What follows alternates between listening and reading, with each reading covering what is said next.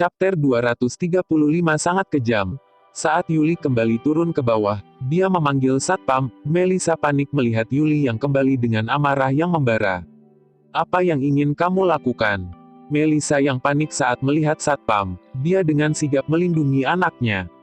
Melakukan apa? Yuli mendengus dan berkata, anakmu itu jelas-jelas pencuri tapi kau tak mengakui hal itu. Aku lihat kalian ibu dan anak adalah sampah masyarakat. Jika kamu tak mengajarinya dari sekarang, saat dewasa dia akan tetap menjadi seperti ini. Saat suaranya menurun, kemudian Satpam menarik Melissa dengan sekuat tenaga. Kaki Melissa yang sejak awal tidak dalam keadaan baik membuatnya kehilangan keseimbangan dan jatuh ke tanah. Mama, anaknya pun menangis karena ketakutan, dan dia memeluk Melissa. Saat itu, Yuli melangkah maju, meraih anak itu dan menamparnya. Suara tamparan terdengar, anak itu pun tertegun beberapa detik, tak lama kemudian dia menangis kencang. Aku menyuruhmu menjadi pencuri, usiamu masih belia. Jika tidak belajar dengan baik, maka kamu akan belajar mencuri barang dari orang lain. Kamu adalah sampah masyarakat. Dengarkan aku hari ini mewakili orang tuamu untuk mengajarimu. Yuli tidak peduli meskipun anak itu baru berusia 6 tahun, dia memarahinya juga menamparnya. Walaupun tamparannya tidak keras, tapi anak itu masih kecil, bagaimana dia bisa menghadapinya? Dia hanya bisa menangis dan matanya penuh dengan ketakutan. Entah apakah masa kecilnya yang sekarang dialami bisa berdampak buruk bagi masa depannya. Orang-orang melihat bagaimana Yuli mengintimidasi anak kecil. Tak disangka tidak ada orang yang mengasihani anak kecil ini. Justru mereka beranggapan bahwa anak kecil yang nakal memang patut untuk dipukul. Sejujurnya, biasanya Melissa tidak memperhatikan penampilan, apalagi dia membawa anaknya saat bekerja. Mereka memaklumi keadaan Melissa sejak lama. Sangat disayangkan, memangnya apa persyaratan untuk bekerja dengan mereka di perusahaan, dan berbicara dengan sikap seperti ini bisa menurunkan status mereka. Kamu adalah sampah kecil, lihat apakah kamu masih berani mencuri. Yuli dengan nada marahnya menamparkan anak kecil itu lagi. Kali ini dia menggunakan tenaganya lebih besar, sehingga membuat ujung bibir anak ini berdarah. Melihat bibir anak kecil itu berdarah, hati Yuli sedikit bingung. Bagaimanapun dia adalah anak nakal, sedangkan dirinya adalah orang dewasa yang memukul anak kecil. Meskipun dia adalah pencuri sebenarnya, dirinya juga takut jika terjadi apa-apa dengan anak kecil ini. Cepat lepaskan tanganmu. Baik, aku mengakuinya. Melihat anaknya yang ketakutan dan bibirnya berdarah, membuat Melissa berteriak kencang kepada Yuli dan bergegas menghampirinya sambil terus memohon ampunnya. Yuli, aku mohon kepadamu, dia hanya anak kecil.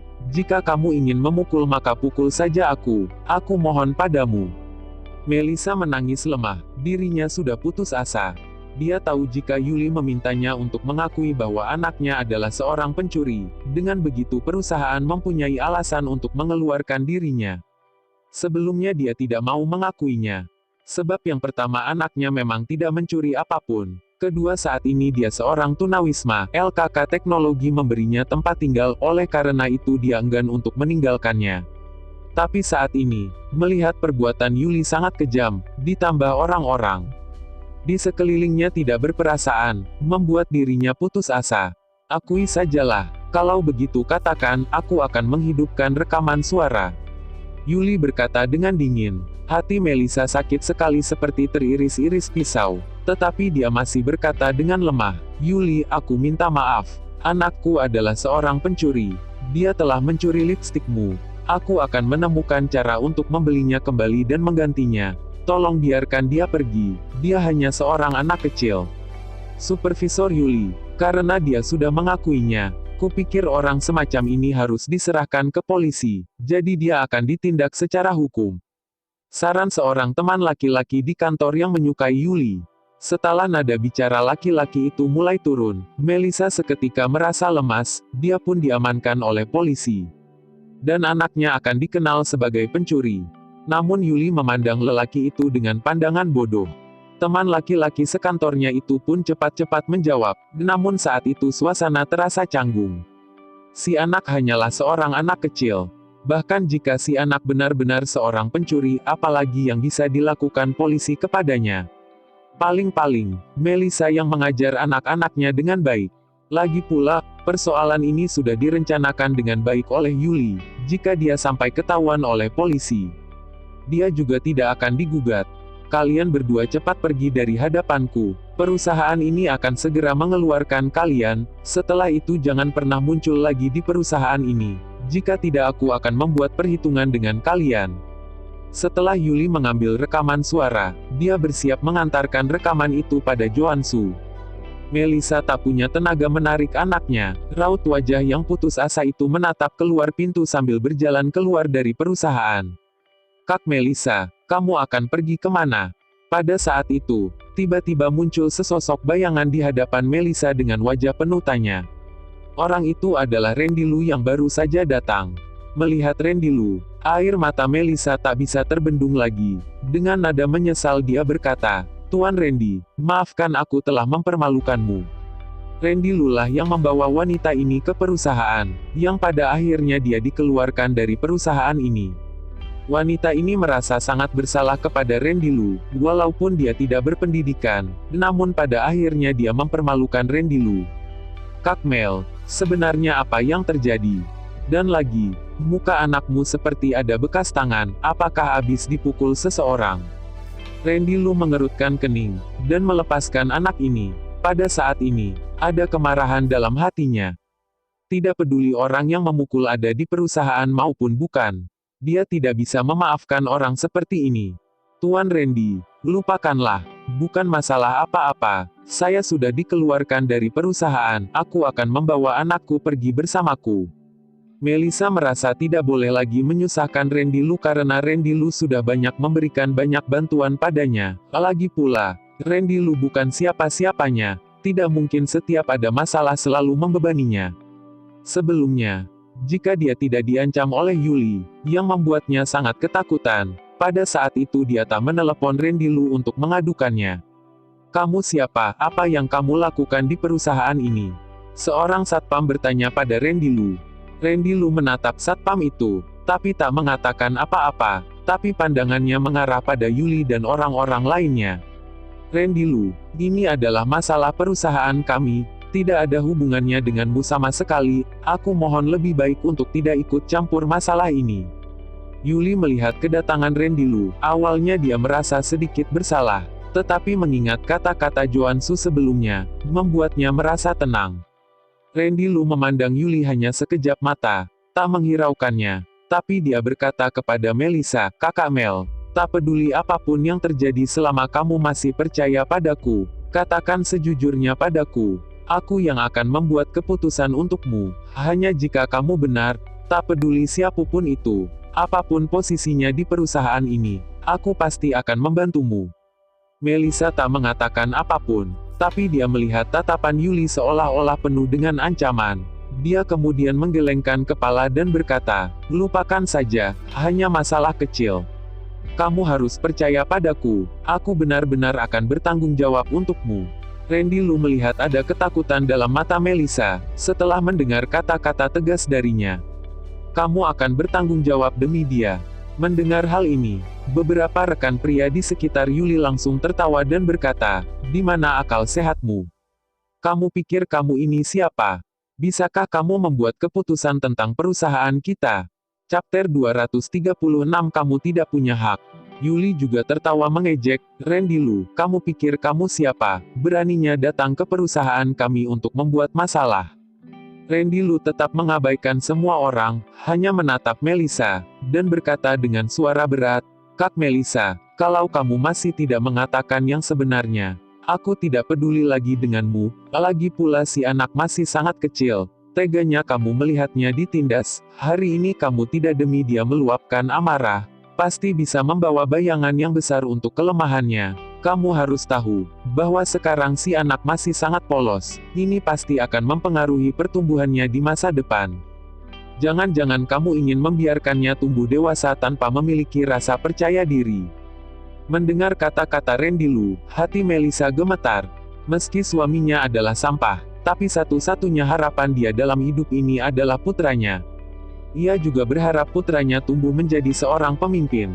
Randy, Yuli menganiaya si anak, ia mengatakan kalau si anak mencuri lipstiknya, Tetapi si anak sama sekali tidak mencuri lipstiknya. Dia memintaku untuk mengakui bahwa si anak adalah pencuri, yang sudah mencuri lipstiknya. Aku tidak mengakuinya. Dia memukul mulut si anak sampai berdarah. Aku tidak punya pilihan selain mengakui bahwa si anak adalah pencuri. Dia merekam suaraku dan berkata ingin memberikannya kepada pimpinan untuk memecatku. Melissa menceritakan kejadiannya secara keseluruhan. Demi si anak, dia mempertaruhkan segalanya. Asalkan si anak bisa tumbuh sehat, dia tidak akan ragu untuk menyinggung Yuli. Mata Randy Lu terpancar amarah, dan Yuli bahkan membuat hal-hal tak tahu malu seperti itu, benar-benar menyegarkan pandangannya. Ini hanyalah anak berusia 6 tahun, bagaimana dia bisa melakukannya? Meski si anak benar-benar mencuri lipstiknya, tapi dia juga tidak boleh memukul anak yang baru berusia beberapa tahun itu. Melissa, aku menggantikanmu untuk mengajar anakmu. Jangan sampai dia mencuri barang orang lain ketika dia dewasa nanti. Ditangkap dan dimasukkan ke penjara. Kamu tidak mengenal orang dengan baik, masih memperdulikan orang jahat untuk dihakimi dulu. Seru Yuli dengan suara marah. Melissa diberitahu secara langsung kalau dia telah memukuli seorang anak, walau muka Yuli tebal, tapi hatinya juga merasa sedikit bersalah. Pada saat itu, jika bukan karena menyuruh Melissa mengakui bahwa si anak adalah seorang pencuri, tentu saja, dia tidak akan menggunakan trik ini. Setidaknya dia juga seorang siswa berbakat yang pernah belajar di luar negeri. Prak! Randy Lu mengulurkan tangannya dan menamparkan wajah Melissa, dan dengan dingin berkata, Yuli, kamu sangat membuatku kecewa. Ketika dulu di perguruan tinggi, meskipun Yuli pernah tergila-gila mengejarnya, tetapi dia tidak menyadari bahwa Yuli adalah orang yang egois, bahkan anak kecil saja dia tidak mau dilepaskan. Cara perlakuannya ini, seperti orang yang kehilangan akal dan tidak layak menjadi manusia. Randy Lu, beraninya kau memukulku. Yuli ditampar oleh Randy Lu, dan dia tiba-tiba terdiam, tidak menyangka Randy Lu berani memukulnya. Dia dengan tidak percaya menutupi wajahnya, di dalam hatinya selain amarah, juga ada merasa sedikit sakit hati. Apalagi dia pernah suka sama Randy Lu. Meskipun Randy Lu tidak menerima pengejarannya, tetapi perasaan cinta pertamanya itu, sudah lewat bertahun-tahun. Di dalam hatinya masih sedikit tersentuh. Randy Lu sangat kecewa, dia kecewa karena Yuli tidak tahu di mana letak kesalahan dia. Masih tidak tahu mengapa dia menamparnya. Tepat ketika Yuli ditampar oleh Randy Lu, beberapa rekan kerja prianya itu pun tidak berani. Hei, kamu cari mati ya, berani datang ke perusahaan kami dengan sesukamu. Satpam, kenapa kamu masih diam saja? Kenapa masih tidak membawanya pergi? Beberapa rekan kerja prianya pun tertarik pada Yuli, dan ketika mereka melihat Randy Lu berani memukul Yuli, pada saat itu kesempatan mereka pun datang. Di saat marah kepada penjaga keamanan, mereka satu persatu mengangkat lengan bajunya, mengepalkan tangan mereka dan bergegas menuju Randy Lu. Melissa terkejut, dengan terburu-buru menggendong si anak sambil mundur ke samping. Melihat ini penjaga keamanan siap-siap mengambil tindakan. Seseorang dari luar memukul manajemen perusahaan. Jika dia masih acuh tak acuh, dia tahu konsekuensi apa yang menunggunya. Semua orang yang duduk di ruangan itu bukanlah lawannya Randy Lu. Bahkan Randy Lu pun tidak begitu banyak mengeluarkan tenaga, hanya saja gerakan dia terlalu cepat dan tangkas sehingga semua yang berada di sana termasuk dengan penjaga keamanan di sana pun runtuh ke tanah. Yuli menyadari bahwa Randy Lu sangat bisa bertarung, dan hatinya sedikit takut. Tiba-tiba dia panik ingin naik ke lantai atas untuk mencari Joan Su. Randy Lu, mengapa kamu memukul karyawan kami? Tepat di saat ini, Joan Su dari lantai atas berjalan menuju ke bawah dan menatap Randy Lu dengan marah. Joan, cepat kamu beritahu manajer departemen keamanan. Orang ini sudah gila.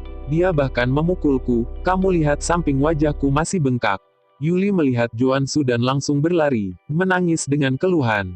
Tentu saja Joan Su melihat Randy Lu memukuli Yuli. Dia melihat Randy Lu menamparkan wajah Yuli sebelum dia berlari ke bawah. Tenang saja, aku pasti akan membuat dia memberi penjelasan padamu. Jika hari ini dia tidak memberi tahuku dengan jelas, aku tidak akan melepaskannya pergi. Kata Joan Su dengan suara dingin. Menyuruhku mengaku padamu. Ada sinar cahaya di mata Randy Lu. Joan Su, aku ingin bertanya kepadamu, sebagai manajemen senior perusahaan, Kamu terus melihat Yuli memukuli seorang anak, kamu tidak peduli dengan itu. Dan seharusnya kamu juga sudah tahu masalah ini, kamu tidak menyelidikinya terlebih dahulu, karena Yuli tidak mengikuti aturan di perusahaan ini. Ketika Randy Lu datang, dia melihat Joan Su terus berdiri di lantai 3 untuk menonton kejadian, dan dia percaya dengan Melissa, dan juga percaya kalau si anak tidak akan benar-benar mencuri lipstik Yuli. Ketika dia melihat kedinginan dan kemarahan tersembunyi di mata Joan Su, seketika ia menyadarinya. Pasti Joan Su telah menyelidiki bahwa Melissa adalah orang yang diperkenalkan olehnya, dan kemudian menyuruh Melissa marah. Lagi pula, sebelumnya dia memaksa Joan Su berlutut di depan pintu perusahaan selama seharian, dan saat hari itu sebelum pergi, dia sudah merasakan ada dendam terpendam di mata Joan Su. Joan Su sedikit bingung, tetapi dia masih mendengus dan berkata, "Ini adalah masalah pribadi perusahaan kami, bukan urusanmu sebagai orang luar kan? Apa hak kamu untuk ikut campur urusan perusahaan kami?" Di depan begitu banyak orang, meskipun Joan Su merasa sedikit bersalah, tapi dia tidak bisa kehilangan mukanya. "Aku tidak ada hak untuk ikut campur." Randy Lu tertawa, "Baiklah, aku mau lihat, apakah Wolf ada hak untuk mencampuri urusan kalian?" Sambil berkata Randy Lu mengambil ponsel dan bersiap untuk menelepon Wolf menyuruhnya turun untuk menangani masalah ini. Masalah hari ini, dia cukup marah. Jika Yuli memukul Melissa, maka yang rugi adalah Melissa, jadi dia harus memeriksanya secara perlahan dan jelas. Tapi yang dipukul Yuli adalah si anak yang baru berusia 6 tahun, dan yang rugi juga adalah si anak, jadi dia pun tidak tahan lagi. Orang seperti ini, jelas tidak diperbolehkan untuk tetap di perusahaan. Melihat Randy Lu benar-benar ingin menelepon, Joan Su sedikit panik. Tidak disangka Randy Lu demi wanita cacat ini, masih mau menjadi guru motivasinya. Jika benar-benar menyuruh Wolf selidiki, dia pasti akan terekspos, apalagi rencana Yuli memiliki banyak kekurangan. Dia sama sekali tidak bisa membohongi siapapun. "Kamu jangan merepotkan Direktur Wolf lagi, sekarang aku akan menyelidikinya." Joan Su mengertakkan giginya dan berkata dengan suara berat. Chapter 237 Di sini aku yang memutuskan. Kalau begitu periksalah, aku ingin melihat, seorang pelajar asing yang berprestasi yang baru kembali. Apa saja yang sudah dia pelajari di luar negeri? Apa jangan-jangan dia hanya belajar menfitnah dan memukuli anak-anak? Orang yang sakit jiwa seperti ini, apa berhak tetap berada di perusahaan? Randy Lu berkata dengan acuh tak acuh. "Kentut, bagaimana aku bisa memfitnah dia? Apakah kamu mau aku memutar rekaman untuk kamu dengar?" Dia sendiri yang mengaku, bukan hanya aku secara sepihak yang mengatakan dia adalah seorang pencuri. Yuli menentang dengan keras. Perkataan Randy Lu sedikit kasar. Bagaimana dia bisa mengakui bahwa dia memfitnah si anak? "Kamu tidak menfitnah dia kan? Nah kalau begitu biarkan si Wolf menyelidikinya saja. Aku masih tidak percaya itu tidak bisa diketahui." Randy Lu mendengus, ia langsung menelepon Wolf. Perasaan Joan Su sedikit panik, menyuruh Wolf datang, itu mana boleh. Melihat Randy Lu telah menelepon Wolf, dia langsung mengangkat tangannya dan menamparkan wajah Yuli. "Katakan, mengapa kamu memfitnah anak itu?" kata Joan Su dengan suara marah. Semua orang terpanah, dan Yuli juga terpanah. Dia menatap Joan Su dengan marah, langsung mengabaikan Joan Su yang terus-menerus mengedipkan mata padanya, dan dengan marah berkata, "Joan Su, kamu berani memukulku dan bertanya kenapa aku menfitnah anak ini? Bukankah ini semua yang kamu maksud? Kamulah yang membuat salah dengan Randy Lu sebelumnya, dihukum oleh Direktur Wolf, dan dalam hati tidak senang. Kemudian mengetahui bahwa Melissa bekerja di sebuah perusahaan karena diperkenalkan oleh Randy Lu, demi memuaskan balas dendammu kepada Randy Lu, dan menyuruhku untuk mengancam Melissa, tapi kamu bertanya kenapa aku memfitnah seorang anak kecil. Ah, ini, semua orang agresif, ternyata semua ini adalah ulah Yuli dan Joan Su untuk memfitnah si anak. Terutama beberapa rekan kerja pria itu, mereka dalam hati berpikir, sebenarnya ada hubungan apa di antara Yuli dan Joan Su? Mengapa Yuli dan Joan Su bisa bekerja sama untuk melakukan kegilaan semacam ini? Adapun rekan-rekan kerja wanita itu, di dalam hatinya tanpa henti memandang hina. Sebelumnya mereka semua dimanfaatkan oleh Yuli. Mereka masih dengan lugunya mengira, Kalau si anak benar-benar mencuri lipstik Yuli. Omong kosong apa kamu? Joan-su tenggelam dalam hatinya. Tidak disangka si Yuli wanita bodoh ini mengungkapkan semuanya, membocorkan semua masalahnya betapa bodohnya dia. Dia awalnya ingin berakting di depan Randy Lu, membuat Yuli menanggung semua, jika tidak Randy Lu tidak akan melepaskannya, dan mau memanggil Wolf kemari. Tidak habis pikir ternyata Yuli begitu bodoh. Joan-su, beraninya kamu memukulku, kita putus. Yuli berkata dengan suara marah, lalu pergi dengan kesal. Dia sangat marah. Tidak disangka Joan-su takut kepada Randy Lu sampai sejauh ini. Terlebih menamparnya di depan Randy Lu, bukannya ini membuatnya sangat malu.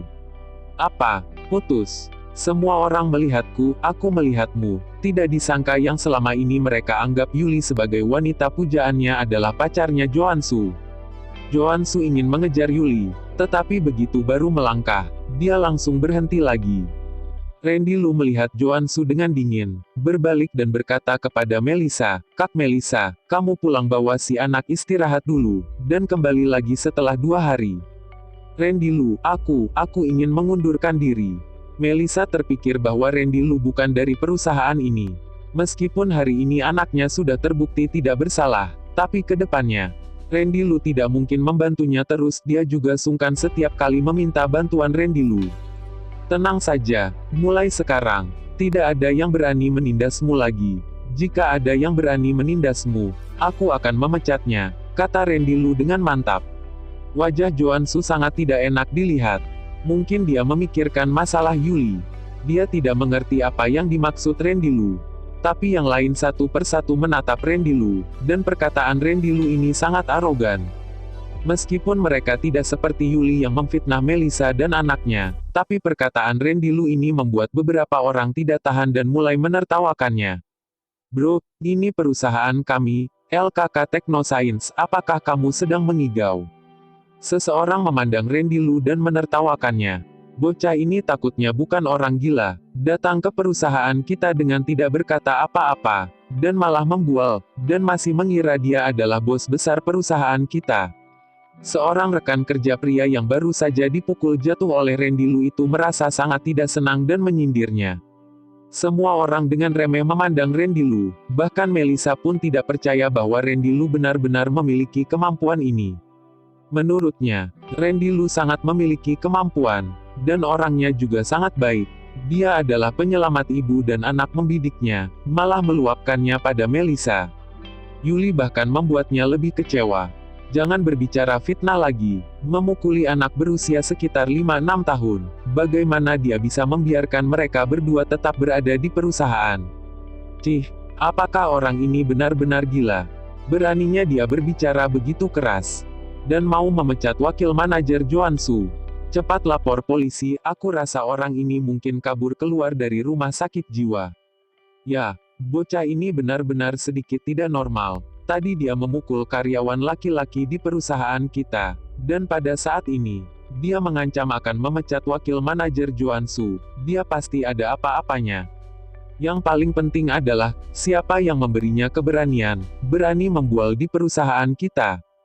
Ketika semua orang mendengar perkataan Randy Lu, tiba-tiba mereka menertawakannya, dan meragukan Randy Lu adalah pasien yang kabur dari rumah sakit jiwa. Lagi pula, perkataan Randy Lu terlalu sombong, pasti tidak ada orang yang percaya. Randy Lu, jangan bicara lagi, kita keluar dulu saja. Melissa melihat semua orang menertawakan Randy Lu lagi, lalu dia berkata dengan menarik-narik tangan Randy Lu. Meskipun dia tidak percaya pada Randy Lu, tapi dia lebih tidak ingin melihat orang yang telah menyelamatkannya ditertawakan oleh orang lain. Randy Lu menghela nafas, siap-siap mengeluarkan ponsel untuk menelpon Wolf lagi. Randy Lu, kamu tidak puas? Apakah kamu pikir kamu memiliki hubungan di perusahaan kami dan kamu dapat melakukan apapun yang kamu inginkan? Ingin memecatku? Atas hak apa kamu membual di perusahaan kami? Joan-su mendengus, melihat Randy Lu masih tidak pergi, bersikeras menunggu Wolf datang menanganinya. Ya, apa hakmu mengatakan omongan ini? Kamu juga ingin memecat wakil manajer Joan-su kami, siapa kamu? Melihat Joan-su bersuara, dan yang lain juga menuduh Randy Lu. Randy Lu menggelengkan kepalanya, matanya menatap wajah semua orang, dan berkata dengan dingin. Atas dasar perusahaan ini, aku yang memutuskannya.